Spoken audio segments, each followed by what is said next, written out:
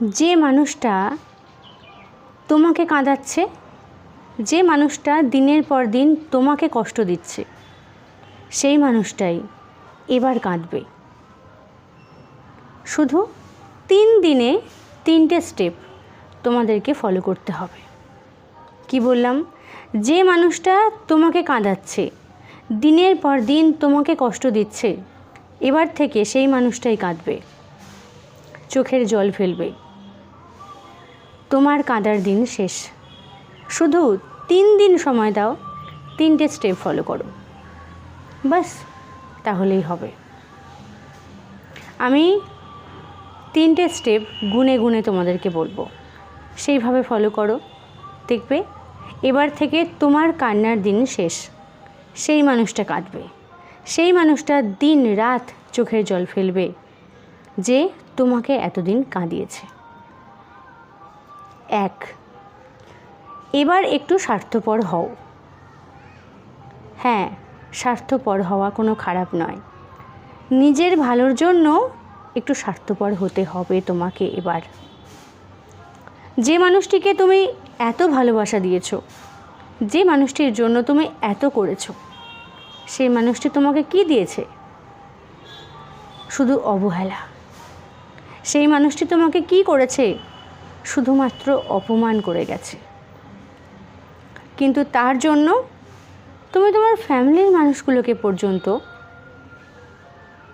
ভালোভাবে সময় দাওনি। তাদের সাথে তুমি দিনের পর দিন লড়াই করে গেছো শুধু ওই মানুষটার জন্য। কিন্তু এখন থেকে তুমি স্বার্থপর হবে। এখন থেকে তুমি নিজেকে ভালোবাসবে, তোমার ফ্যামিলির মানুষগুলোকে ভালোবাসবে, তাদের সাথে সময় কাটাবে। ওই মানুষটিকে আর বেশি পাত্তা দেবে না। ওই মানুষটির পিছন পিছন আর ঘুরঘুর করবে না। অনেক হয়েছে। তাই বলছি, এবার একটু স্বার্থপর হতে শেখো। নিজের ভালোর জন্য একটু স্বার্থপর তোমাকে হতেই হবে। 2, একটু জেদি হতে শেখো। জেদি হওয়াটা খারাপ কিছু নয়। সে যেমনটা বলেছে, যা বলেছে তুমি তাই করে গেছো এতদিন। তার কথায় তুমি উঠেছো আর বসেছো। কিন্তু এখন থেকে তুমি আর এগুলো করবে না। এখন থেকে তুমি মুখ খোলো, জেদি হও। জেদি হওয়াটা খারাপ কিছু নয়। জেদি হওয়া মানে নিজের সেলফ রেসপেক্টটাকে বজায় রাখা। হ্যাঁ, এটা কোনো ইগো নয়। আবারও বলছি বন্ধু, এটা কোনো ইগো নয়। এটা হলো নিজের সেলফ রেসপেক্টটাকে বজায় রাখা। জেদি হও। সে যা বলবে তুমি সেটাই শুনবে, কেননা তুমি তাকে ভালোবাসো। তাই জন্য ভালোবাসার মানুষ কখনো অবহেলা করে? ভালোবাসার মানুষ কখনো অপমান করে? 24টা ঘন্টা সে যেভাবে তোমাকে করেছে, এখন থেকে আর নয়। তোমাকে জেদি হতে হবে, নিজেকে রেসপেক্ট করতে হবে। যে মানুষটা নিজেকে রেসপেক্ট করে না, তাকে সবাই মারিয়ে দিয়ে চলে যায়। আর সেই মানুষটা তোমার সাথে এটাই করছে দিনের পর দিন। 3, নিজের হিসেবটাকে বুঝে নাও। এটা খুব ইম্পর্ট্যান্ট একটা পয়েন্ট। নিজের হিসেবটাকে বুঝে নাও। ভালোবাসার বদলে ভালোবাসা, ইগনোরের বদলে ইগনোর, অবহেলার বদলে অবহেলা।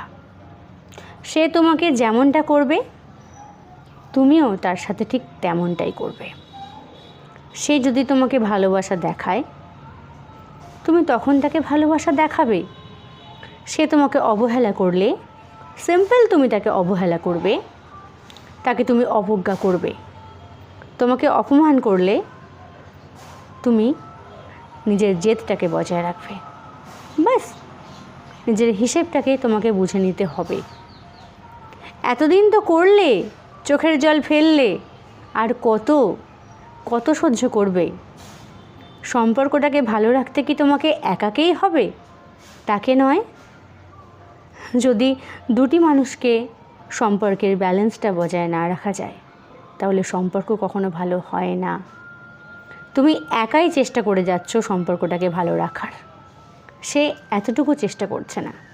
সে এটা বুঝে গেছে তোমাকে নিজের মতন করে নাচানো যায়, আর সে এই কাজটাই দিনের পর দিন করে আসছে, আর তুমি তার হাতের পুতুলের মতো নাচছো।